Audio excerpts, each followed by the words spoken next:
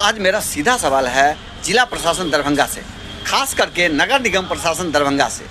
दोस्तों, हमारे यहाँ आप देखते होंगे कि लगातार जिला प्रशासन यानी जिलाधिकारी द्वारा पेयजल संकट को लेकर बैठक की जा रही है। ये कई महीनों पूर्व से ही इसकी तैयारी चल रही है, क्योंकि हमारे यहाँ पिछले कई वर्षों में देखा गया है कि जैसे ही सीजन चेंज होता है यानी गर्मी का मौसम आता है, वैसे ही हमारे यहाँ पेयजल संकट खड़ी हो जाती है। और पेयजल जैसी संकट बहुत बड़ी संकट कहलाता है, क्योंकि जल ही जीवन है, ये तो दुनिया जानती है। जिसको लेकर नीतीश कुमार ने जल जीवन हरियाली जैसी योजना भी लाई ताकि जल की संचय किया जा सके और सही समय पे उसका उपयोग किया जा सके। ये सबसे बड़ी बात है। तो हमारा सवाल आज जल संकट को ही लेकर जिला प्रशासन दरभंगा एवं जिला प्रशासन नगर निगम प्रशासन खास करके दरभंगा से है कि अभी जल संकट यानी पेयजल संकट आने का समय आ गया।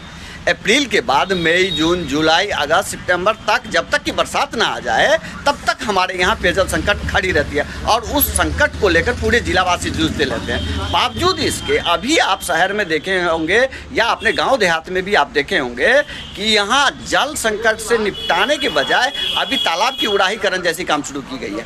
अभी अगले महीने से यानी इसी महीने से हमारे पास पेयजल संकट की समस्या होने वाली है, जिसको लेकर प्रशासन लगातार तैयारी में लगी हुई है। वहीं प्रशासन ने क्या किया है, तो तालाबों की उड़ाहीकरण, पोखरी की उड़ाहीकरण के नाम पर दर्जनों तालाब को सुखा दिया है और वो अब उसकी उड़ाही की जाएगी, जबकि अभी जल को संचय करना था।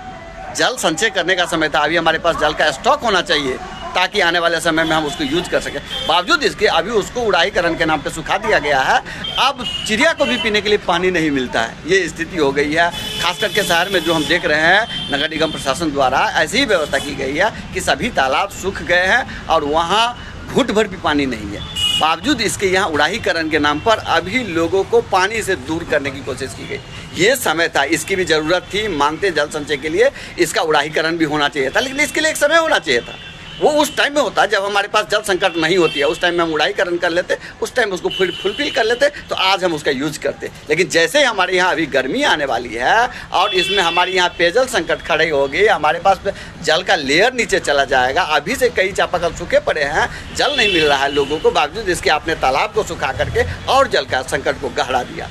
बड़े बड़े तालाबों में अभी पानी भरे रहने से, बड़े बड़े गड्ढे में अभी नदी में पानी रहने से लेयर बना रहेगा पेयजल की। अगर अभी आप उस सबको सुखा देंगे तो जल का सोर्स कहाँ से आएगा? आपके जल कहाँ से निकलेंगे नीचे से? और इस तालाब को अभी जो सुखाया गया है, तालाब को उड़ाहीकरण के नाम पर, इसको अब भरने के लिए बरसात का इंतजार करो। यानी जब तक बरसात नहीं आएगी तब तक ये भरेगा नहीं। हाँ, आर्टिफिशियल भर लेंगे आप, मोटर से भर लेंगे। बावजूद इसके ये तो कहीं ना कहीं लेयर को ही खराब करेगा ना। पेयजल की जो लेयर है इसको कहीं ना कहीं ये डिस्टर्ब करेगा। तो जिला प्रशासन को इतनी छोटी छोटी बातों को सोचना चाहिए और सही समय पर